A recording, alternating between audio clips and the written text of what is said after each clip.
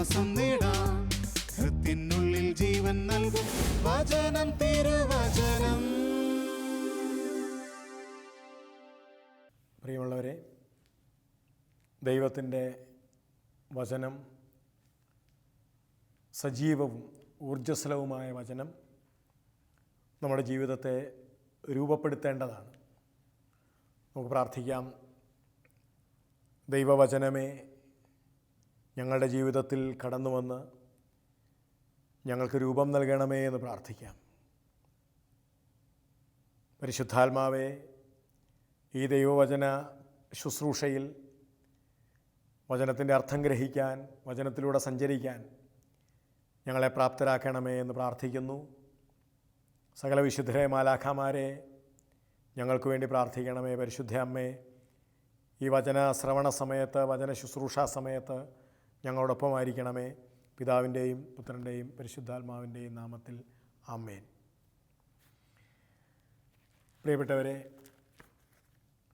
ക്രൈസ്തവ ജീവിതത്തിൻ്റെ അടിസ്ഥാനം എന്താണെന്ന് തിരുവചന സഹായത്തോടുകൂടി നമ്മളൊന്ന് കണ്ടെത്താൻ ശ്രമിക്കുകയാണ്. എന്താണ് ഒരാളെ ക്രൈസ്തവനാക്കുന്നത് അല്ലെങ്കിൽ ക്രിസ്ത്യാനിയാക്കുന്നത്? ഒരാളെ, യേശുവിനെ സ്വീകരിക്കുന്ന ഒരാളുടെ ജീവിതത്തിൻ്റെ, യേശുവിനെ വിശ്വസിക്കുന്ന ഒരാളുടെ ജീവിതത്തിൻ്റെ ഏറ്റവും പ്രധാനപ്പെട്ട ലക്ഷണം എന്താണ്? നമ്മൾ മർക്കോസ് സുവിശേഷത്തിൽ 1-ാം അധ്യായം 8-ാമത്തെ തിരുവചനം നമ്മൾക്ക് വളരെ സുപരിചിതമാണ്.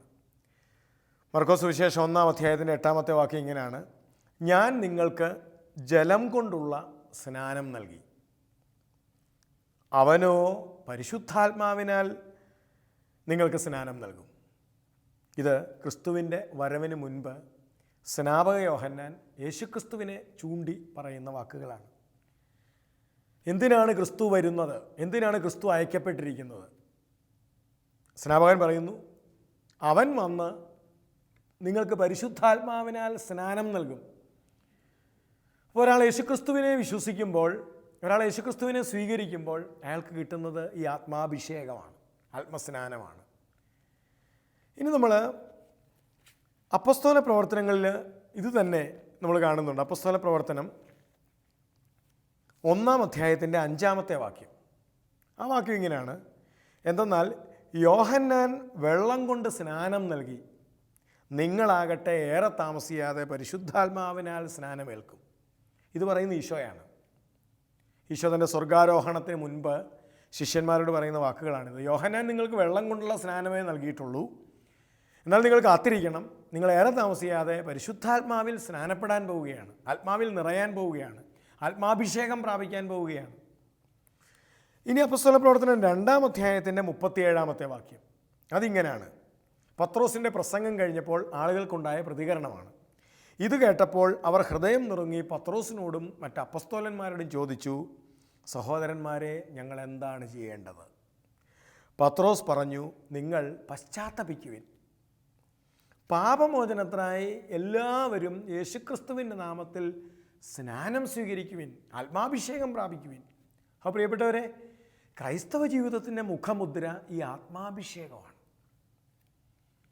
യേശുവിൽ വിശ്വസിക്കുന്ന ഒരാൾ, യേശുവിനെ സ്വീകരിക്കുന്ന, രക്ഷകനും കർത്താവുമായി സ്വീകരിക്കുന്ന ഒരാൾ ഈ ആത്മാഭിഷേകം പ്രാപിക്കണം. ആത്മാഭിഷേകം ക്രൈസ്തവ ജീവിതത്തിൻ്റെ ഒഴിവാക്കാനാവാത്ത ലക്ഷണമാണ്, ഭാഗമാണ്, അടിസ്ഥാനമാണ് ആത്മാഭിഷേകം. അതുകൊണ്ടാണ് നോക്കൂ, ക്രിസ്തുവിൻ്റെ വരവിന് മുൻപ് സ്നാപകൻ ചൂണ്ടിക്കാണിച്ചത് ഈ ആത്മാഭിഷേകത്തെക്കുറിച്ചാണ്. ക്രിസ്തു വരുമ്പോൾ തരാനിരിക്കുന്ന പരിശുദ്ധാത്മാ അഭിഷേകത്തെക്കുറിച്ച് ക്രിസ്തു സംസാരിച്ചത് എന്താണ്? ഏറെ താമസിയാതെ നിങ്ങൾ പരിശുദ്ധാത്മാവിൽ സ്നാനമേൽക്കും, കാത്തിരിക്കുക. ഇനി ക്രിസ്തുവിന് ശേഷം ശിഷ്യന്മാർ, അവരുടെ യുഗത്തിൽ അവർ സംസാരിച്ചത് എന്താണ്? നിങ്ങൾ യേശുക്രിസ്തുവിൽ വിശ്വസിക്കുക, എന്നിട്ട് ഈ ആത്മാസ്നാനം, ആത്മാഭിഷേകം സ്വീകരിക്കുക. അതുകൊണ്ട് പ്രിയപ്പെട്ടവരെ, നമ്മൾ നമ്മുടെ ജീവിതത്തിൽ വളരെ പ്രാധാന്യം കൊടുക്കേണ്ട ഒന്നാണ് യേശുക്രിസ്തുവിലൂടെ, ക്രിസ്തുവിലുള്ള വിശ്വാസം വഴി നമുക്ക് ലഭിക്കുന്ന ആത്മാ അഭിഷേകം. നമ്മൾ എത്രത്തോളം ആത്മാഭിഷേകത്തിലാണ് ജീവിക്കുന്നത്? നമ്മൾ എത്രത്തോളം ആത്മാഭിഷേകത്തിൻ്റെ നിറവിലാണ്, ആത്മാഭിഷേകത്തിൻ്റെ ശക്തിയിലാണ് നമ്മുടെ ജീവിതം ഓരോ ദിവസവും മുമ്പോട്ട് പോകുന്നത്.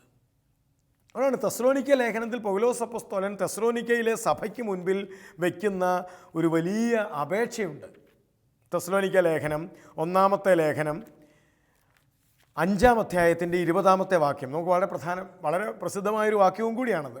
1 തെസ്സലോനിക്കർ 5:20. തെസ്സലോനിക്ക സഭയോട് പൗലോസ് അപ്പോസ്തലൻ പറയുന്ന കാര്യം ഇതാണ്. 19-20 വാക്യങ്ങൾ. ആത്മാവിനെ നിങ്ങൾ നിർവീര്യമാക്കരുത്. നിങ്ങളിലുള്ള ആത്മാഭിഷേകത്തെ നിങ്ങൾ നിർവീര്യമാക്കരുത്. എത്ര പ്രധാനപ്പെട്ടതാണ് ആത്മാഭിഷേകം. യേശുക്രിസ്തുവിലുള്ള വിശ്വാസം വഴി നിങ്ങൾക്ക് ലഭിച്ചിരിക്കുന്ന ഈ ആത്മാഭിഷേകത്തെ നിർവീര്യമാക്കരുത്. ഇനി ഈശോ തൻ്റെ സ്വർഗാരോഹണത്തിന് മുൻപ് ശിഷ്യന്മാരോട് എന്തു പറഞ്ഞിട്ടാണ് പോയത്? വിശുദ്ധ ലൂക്കായുടെ സുവിശേഷം 24-ാം അധ്യായത്തിൻ്റെ 49-ാമത്തെ തിരുവചനം നമ്മൾ വായിക്കുമല്ലോ. ശിഷ്യന്മാരോട് പറഞ്ഞിട്ട് പോയത് കാത്തിരിക്കാനാണ്. ഇതാ എൻ്റെ പിതാവിൻ്റെ വാഗ്ദാനം നിങ്ങളുടെ മേൽ ഞാൻ അയക്കുന്നു. ലൂക്ക 24:49. ഇതാ എൻ്റെ പിതാവിൻ്റെ വാഗ്ദാനം ഞാൻ നിങ്ങളുടെ മേൽ അയക്കുന്നു.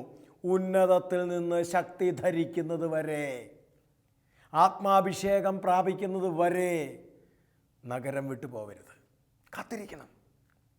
അതുകൊണ്ട് പ്രിയപ്പെട്ടവരെ, ക്രൈസ്തവ ജീവിതത്തിൽ വളരെ പ്രധാനപ്പെട്ട കാര്യമാണ് യേശുക്രിസ്തുവിലുള്ള വിശ്വാസം വഴി നമുക്ക് കിട്ടുന്ന പരിശുദ്ധാത്മ അഭിഷേകം, പരിശുദ്ധാത്മ നിറവ്. നമ്മൾ എത്രത്തോളം ജാഗ്രതയോടെയാണ്, ജാഗരൂകതയോടെയാണ് ഈ ആത്മാഭിഷേകത്തെ, നമുക്ക് ലഭിച്ചിരിക്കുന്ന ദാനമായി കിട്ടിയിരിക്കുന്ന ഈ ആത്മാഭിഷേകത്തെ കാത്തു സൂക്ഷിക്കുന്നത്? ഈ ആത്മാഭിഷേകത്തിൻ്റെ ശക്തിയിലാണോ എൻ്റെ അനുദിന ജീവിതം ഞാൻ മുമ്പോട്ട് കൊണ്ടുപോകുന്നത്? ഈ ആത്മാഭിഷേകത്തിൻ്റെ നിറവിലാണോ? പ്രിയപ്പെട്ടവരെ, പെന്തക്കോസ്താ ദിവസം സംഭവിച്ച 2 കാര്യങ്ങളെക്കുറിച്ച് വചനം നമ്മളെ പഠിപ്പിക്കുന്നുണ്ട്. ആദ്യത്തെ പെന്തക്കോസ്തായിൽ ഈ ശിഷ്യന്മാർ കാത്തിരുന്നല്ലോ. അങ്ങനെയാണ് ഈശോ പറഞ്ഞത്. ആത്മാഭിഷേകം വളരെ പ്രധാനപ്പെട്ടതാണ്. പരിശുദ്ധാത്മാവ് വന്നു കഴിയുമ്പോൾ അവൻ എല്ലാ കാര്യങ്ങളും നിങ്ങളെ പഠിപ്പിക്കും. കാത്തിരിക്കണം, ആത്മാഭിഷേകത്തിന് കാത്തിരിക്കണം. ശിഷ്യന്മാർ കാത്തിരുന്നല്ലോ.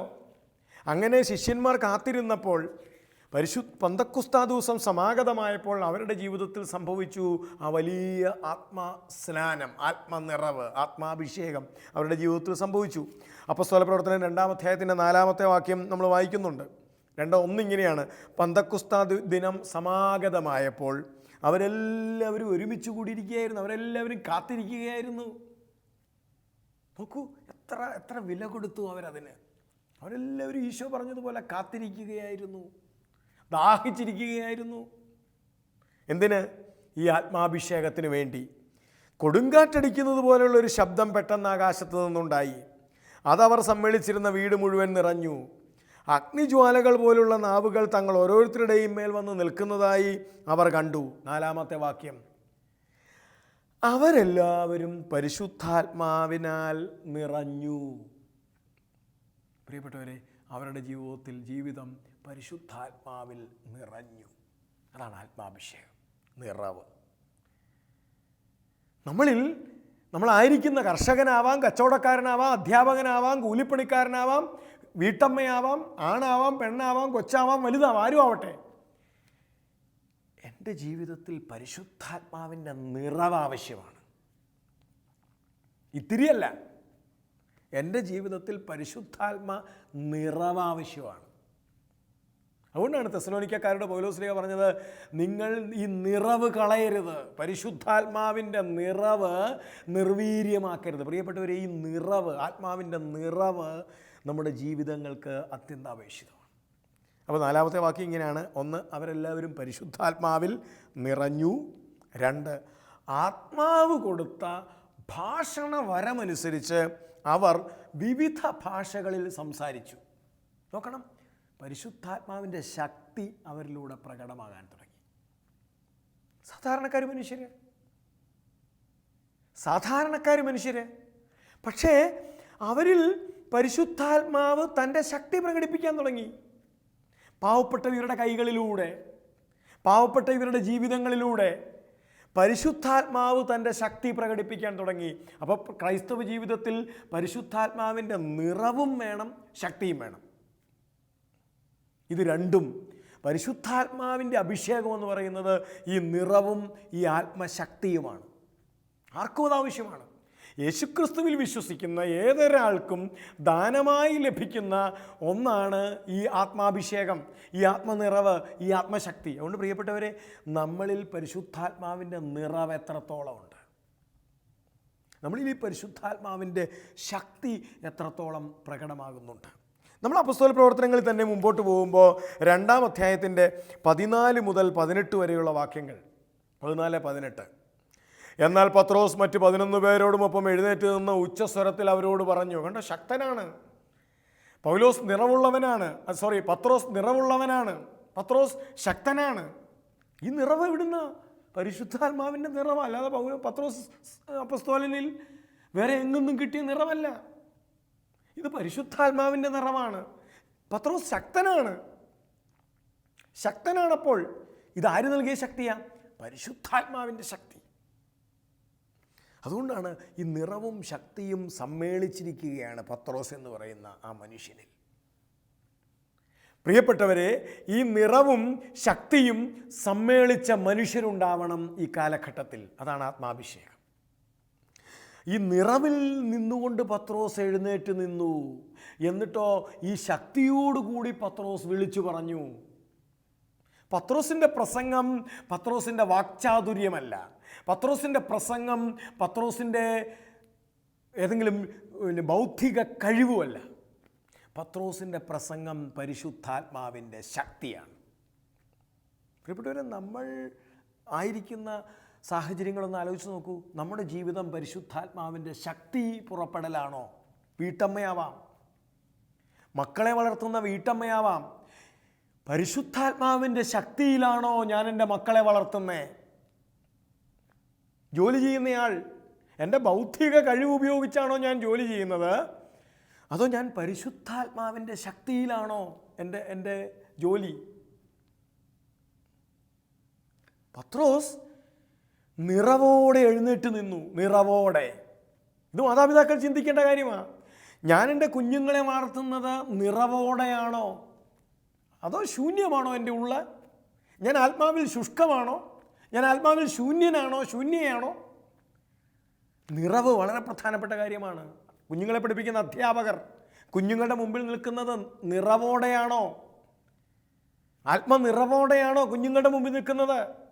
അതോ ഞാൻ പഠിച്ച സയൻസും ഞാൻ പഠിച്ച ആർട്സും അതിൻ്റെ ബലത്തിലാണോ ഞാൻ നിൽക്കുന്നത്? നിറവോടെയാണോ? ശക്തി. എൻ്റെ കുഞ്ഞുങ്ങളെ പഠിപ്പിക്കുന്ന അധ്യാപകർ ഓർക്കണം, ഇത് പരിശുദ്ധാത്മ ശക്തിയിലാണോ ഞാൻ പഠിപ്പിക്കുന്നത്? അതോ എൻ്റെ പ്രാക്ടീസ് ഉപയോഗിച്ചാണോ? അതോ എൻ്റെ വർഷങ്ങളുടെ പരിചയം ഉപയോഗിച്ചാണോ ഞാൻ ചെയ്യുന്നത്? വചനപ്രഘോഷകർ ശ്രദ്ധിക്കണം, ഞാൻ നിറവിലാണോ ഈ ശുശ്രൂഷ ചെയ്യുന്നത്? അതോ എൻ്റെ ഉള്ളിൽ ശുഷ്കമാണോ? ഞാൻ പ്രഘോഷിക്കുന്നത് പരിശുദ്ധാത്മാവിൻ്റെ ശക്തിയാണോ ഈ ഒഴുക്ക്? അതോ എൻ്റെ ട്രെയിനിങ്, ഞാൻ പഠിച്ചത്, ഞാൻ എഴുതി വെച്ചത്, ഞാൻ കുറിച്ച് വെച്ചത് അത് മാത്രമാണോ?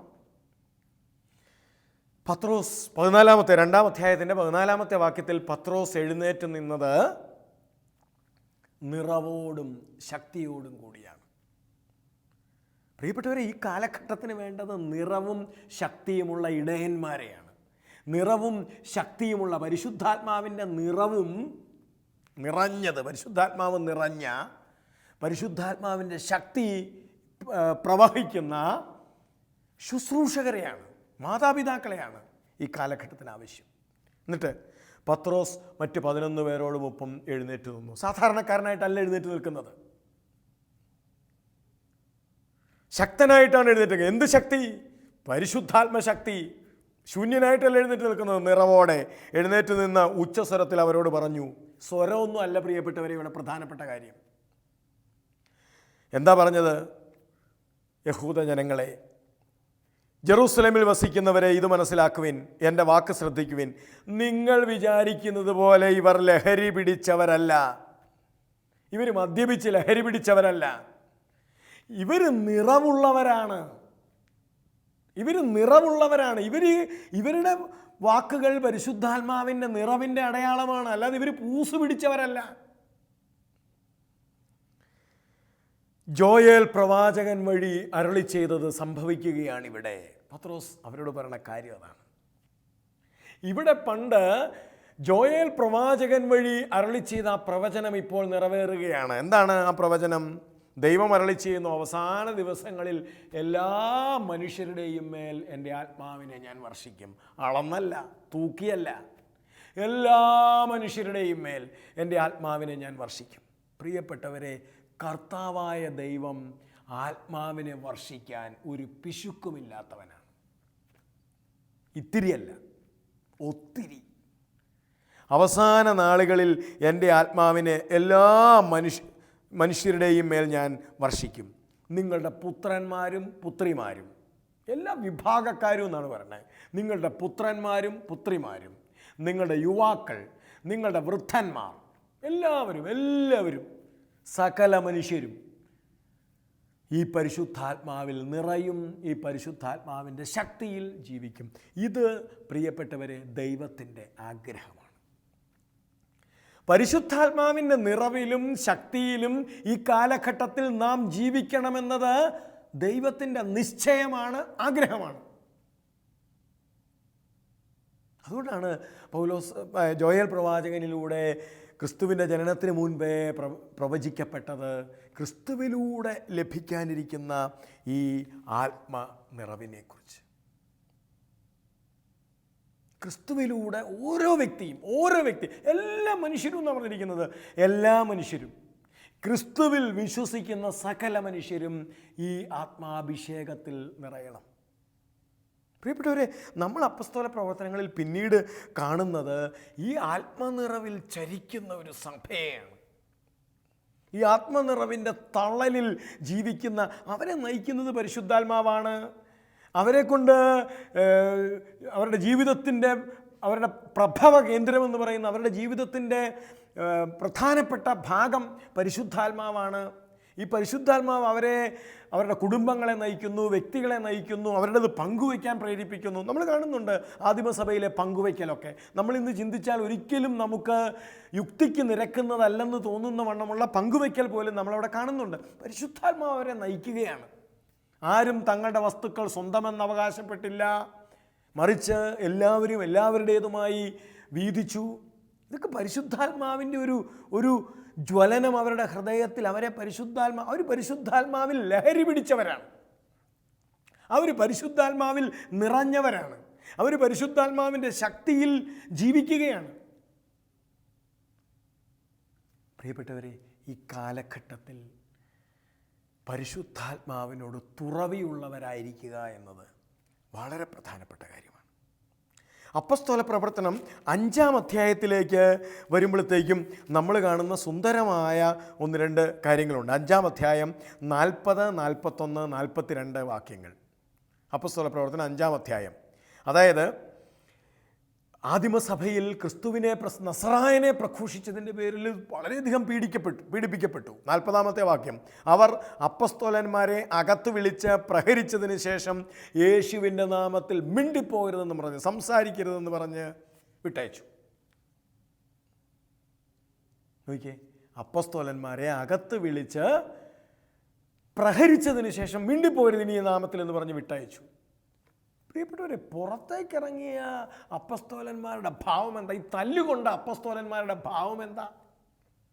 41-ാമത്തെ വാക്യം, അവരാകട്ടെ യേശുവിൻ്റെ നാമത്തെ പ്രതി അപമാനം സഹിക്കാൻ യോഗ്യത ലഭിച്ചതിൽ സന്തോഷിച്ചുകൊണ്ട് സംഘത്തിൻ്റെ മുമ്പിൽ നിന്ന് പുറത്തുപോയി. അവരാകട്ടെ യേശുക്രിസ്തുവിൻ്റെ നാമത്തിൽ അപമാനം സഹിച്ചത് ഒരു യോഗ്യതയായി, അതിനുള്ള യോഗ്യത കിട്ടിയല്ലോ. PhD അവാർഡ് കിട്ടിയതുപോലെയാണ് അവർ തല്ലും മേടിച്ചുകൊണ്ട് ഇറങ്ങിപ്പോകുന്നത്. ഞങ്ങൾക്ക് അതിനുള്ള യോഗ്യത കിട്ടിയല്ലോ എന്ന് പറഞ്ഞ് ഹല്ലേലൂയായും പാടി സ്തോത്രം പറഞ്ഞ്, നേരിയ വിഷമം പോലുമില്ല, തല്ല് കിട്ടിയതിൽ നേരിയ വിഷമം പോലുമില്ല. പകരം അതിനുള്ള യോഗ്യത കിട്ടി. പ്രിയപ്പെട്ടവരെ, ഇത് ആത്മാവിൻ്റെ നിറവല്ലാതെ മറ്റെന്താ? ഇത് പരിശുദ്ധാത്മാവിൻ്റെ ശക്തിയല്ലാതെ മറ്റെന്താ? ഇത് സഭയ്ക്ക് വേണമെന്ന്, ഇത് നമുക്ക് വേണമെന്ന് അന്നും ഇന്നും ദൈവത്തിൻ്റെ പരിശുദ്ധാത്മാവ് ആഗ്രഹിക്കുന്നു. ഇതാണ് നിറവുള്ള ജീവിതം. അല്ലെങ്കിൽ പ്രിയപ്പെട്ടവരെ, ആത്മാവ് നമ്മളിൽ ശുഷ്കിച്ചു പോയാൽ, ഈ നിറവ് നമ്മളിൽ ഇല്ലാതായാൽ, ആത്മാവിൻ്റെ ശക്തി നമ്മളിൽ ഇല്ലാതായാൽ നമ്മൾ പരാതിയും പരിഭവവും പരിവട്ടവും ഉള്ളവരായിട്ട് മാറും. ഇവിടെ പരാതിയും പരിഭവവും ഇല്ലാതെ അപമാനം സഹിക്കാൻ ഞങ്ങൾക്ക് യോഗ്യത കിട്ടിയല്ലോ, തല്ലുകൊള്ളാൻ ഞങ്ങൾക്ക് യോഗ്യത കിട്ടിയല്ലോ എന്നും പറഞ്ഞ് ഇറങ്ങിപ്പോകുന്നത് പൊട്ടത്തരമല്ല. 4 എണ്ണം തിരിച്ചു പറയാനായിട്ടുള്ള അറിവില്ലാഞ്ഞിട്ടോ 4 എണ്ണം തിരിച്ചു ചോദിക്കാനുള്ള കഴിവില്ലാഞ്ഞിട്ടോ അല്ല. ഈ അറിവും കഴിവിനും അപ്പുറത്താണ് അവരുടെ ഉള്ളിൽ നിറഞ്ഞ പരിശുദ്ധാത്മാ നിറവ്. അതുകൊണ്ടാണ് ആ പരിശുദ്ധാത്മാവ് അവരെ സന്തോഷത്തോടെ പാട്ടും പാടി ഈ തല്ലും കൊണ്ടിട്ട് തിരിച്ചു പോകാൻ. ഈ നിറവ് നമുക്ക് നഷ്ടപ്പെട്ടാൽ അത് പരിശുദ്ധാത്മാവിൻ്റെ ശുഷ്കതയാവും. ബാക്കിയെല്ലാം നമുക്കുണ്ടെങ്കിലും ഈ നിറവ് നമുക്ക് നഷ്ടപ്പെട്ടാൽ, ഈ ആത്മശക്തിയും ആത്മനിറവും നമുക്ക് നഷ്ടപ്പെട്ടാൽ അത് പരിശുദ്ധാത്മാവിൻ്റെ ശുഷ്കതയാവും. ഇത് നഷ്ടപ്പെടരുതെന്നാണ്, ഈ നിറവും ശക്തിയും ഒരിക്കലും നഷ്ടപ്പെടരുതെന്നാണ് തെസ്സലോനിക്ക ലേഖനത്തിൽ പൗലോസ്ലീഹ പറഞ്ഞത്. ആത്മാവിനെ നിങ്ങൾ നിർവീര്യമാക്കരുത്. മറ്റെന്തെല്ലാം ഉണ്ടായിട്ടും കാര്യമില്ല. നമുക്ക് പണമുണ്ട്, നമുക്ക് അറിവുണ്ട്, ബൈബിൾ നമുക്കറിവുണ്ട്, അല്ലെങ്കിൽ നമുക്കെല്ലാം ഉണ്ട്. ആത്മനിറവില്ലെങ്കിലോ, ശുഷ്കമാണെങ്കിലോ, വ്യക്തി ജീവിതങ്ങൾ ആത്മനിറവില്ലാത്തതാണെങ്കിലോ, ആത്മാവിൻ്റെ ശക്തിയില്ലാത്ത, നമുക്ക് ബുദ്ധിയുടെ ശക്തി കാണും, ആത്മാവിൻ്റെ ശക്തി ഇല്ലാത്തതാണെങ്കിലോ. പ്രിയപ്പെട്ടവരെ, ആത്മാഭിഷേകമാണ് വലുത്. പരിശുദ്ധാത്മാവിൻ്റെ നിറവ്, ആ നിറവ് നഷ്ടപ്പെടരുത്, ചോരരുത്. കൊച്ചു കൊച്ചു പാപങ്ങളിലൂടെ അമർഷം, വിദ്വേഷം, വൈരാഗ്യം, ജഡികാസക്തി, ധനാസക്തി, ഇതൊക്കെ നമ്മുടെ ജീവിതത്തിലേക്ക് കയറി വരുമ്പോൾ ഈ ആത്മനിറവ് ചോർന്നു പോകും. സഞ്ചിക്ക് ഓട്ടം ഉണ്ടായാൽ അതിനകത്തുള്ള അരി ചോർന്നു പോകും എന്ന് പറയുന്നത് പോലെ ചോർന്നു പോകും. അതുകൊണ്ട് ആത്മാവിൻ്റെ അഭിഷേകത്തെ, ആത്മാവിൻ്റെ നിറവിനെ ചോരാതെ കാത്തു സൂക്ഷിക്കാൻ സഭയ്ക്ക്, നമുക്ക് ബാധ്യതയുണ്ട്. ഈ നിറവ് ചോർന്നു പോയിട്ട് നമുക്ക് ഈ ലോകത്തിലൊന്നും ചെയ്യാനില്ല. ഈ നിറവ് നമ്മളിൽ നഷ്ടപ്പെടാതിരിക്കാൻ ആത്മാവിൻ്റെ അഭിഷേകവും ആത്മാവിൻ്റെ നിറവും ആത്മാവിൻ്റെ ശക്തിയും ഒരിക്കലും നഷ്ടപ്പെടാതെ കാത്തു സൂക്ഷിക്കാൻ കൃപാവരം തരണമേ എന്ന് നമുക്ക് പ്രാർത്ഥിക്കാം. നമുക്ക് ഒരുമിച്ച് കർത്താവായ ഈശോയെ, അങ്ങ് ഞങ്ങൾക്ക് ദാനമായി തന്ന പരിശുദ്ധാത്മാവിനെ ഓർത്ത്, ആത്മാവിൻ്റെ നിറവിനെ ഓർത്ത്, ശക്തിയെ ഓർത്ത് നന്ദി പറയുന്നു. ഞങ്ങളുടെ ജീവിതത്തിൽ പ്രലോഭനങ്ങളുണ്ടാകുമ്പോൾ, ഞങ്ങളുടെ ജീവിതത്തിൽ പാപ സാഹചര്യങ്ങളുണ്ടാകുമ്പോൾ, പാപം ചെയ്ത് പ്രലോഭനങ്ങൾക്ക് അടിമപ്പെട്ട് ഞങ്ങളുടെ ജീവിതത്തിലെ പരിശുദ്ധാത്മാവിനെ നിർവീര്യമാക്കാൻ ഇടയാകാത്തവണ്ണം ആത്മാവിൻ്റെ നിറവും ശക്തിയും ഓരോ ദിവസവും ഞങ്ങളിൽ വർദ്ധിച്ചു വരാനായി കർത്താവെ ഞങ്ങളെ സഹായിക്കണമേ. പിതാവിൻ്റെയും പുത്രൻ്റെയും പരിശുദ്ധാത്മാവിൻ്റെയും നാമത്തിൽ ആമേൻ.